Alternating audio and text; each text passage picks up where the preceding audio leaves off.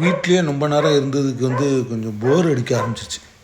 சரி கொஞ்சம் மனசு ரிலாக்ஸ் ஆகட்டும் அப்படின்னு சொல்லிட்டு வாய்க்கால் பக்கம் அப்படியே வாய்க்கால் ஓடுற தண்ணியில் கரை மேலேயே அப்படியே டூ வீலரில் ஜாலியாக அப்படியே இயற்கையை ரசிச்சுட்டு அப்படியே போனேன்.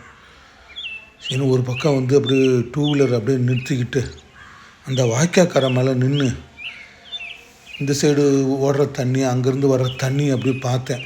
அப்பா அந்த பறவைகளோட கூச்சலோட சவுண்டு, இந்த தண்ணி அங்கேருந்து வர்றது இங்கேருந்து போகிறது, எவ்வளோ தூரத்துக்கு அப்படியே கண்ணு கட்டின தூரம் தண்ணியாக வாய்க்கால் அப்படியே வந்துச்சு.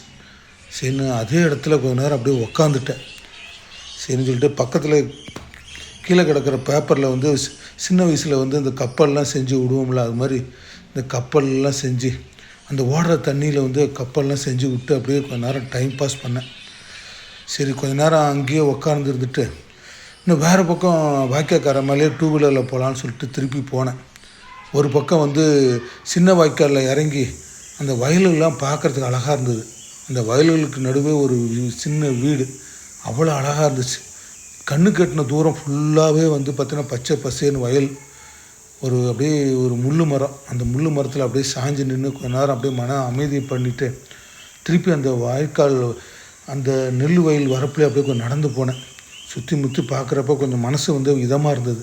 சில நேரங்கள் இப்படி தனிமையில் இருக்கிறப்ப போர் அடிக்கிறப்ப இந்த மாதிரி ஒரு வயல் பக்கம் போயிட்டு வாய்க்கால் பக்கம் போயிட்டு கொஞ்ச நேரம் மனசு ரிலாக்ஸ் பண்ணிவிட்டு வர்றது வழக்கம்.